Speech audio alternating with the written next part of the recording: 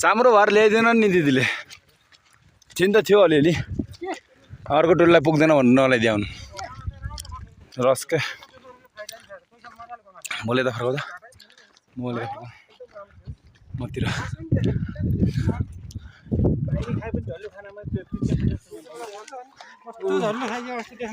यात्रा हाम्रो लगभग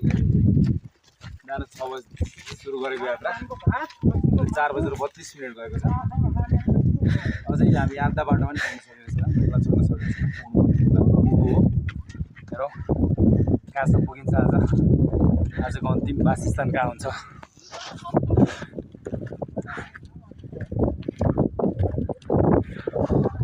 जति डाँडा गर्दै गयो उति अर्को झन् ठुलो डाँडा आउँछ जति डाँडा गर्दै गयो जति झन् ठुलो डाँडा आउँछ फेरि त फेरि झन् ठुलो आइसक्यो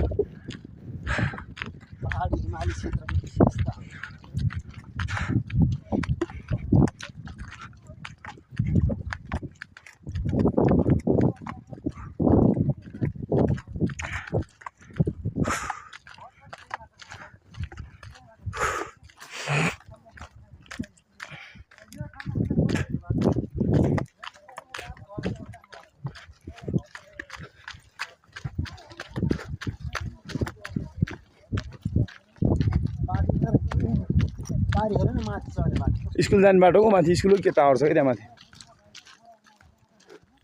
माथि टावर छ क्या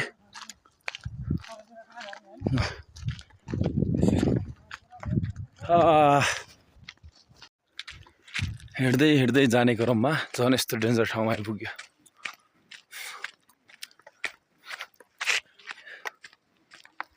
त्यो पारी भित्तामा एउटा घर छ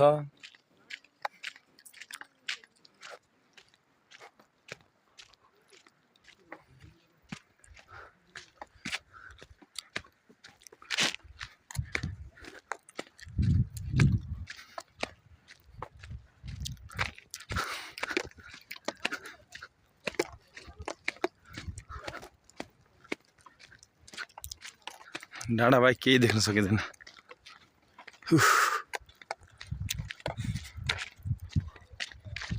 थकित भइसक्यो हात्तिन लागिसक्यो खुट्टाहरू पनि अहिले त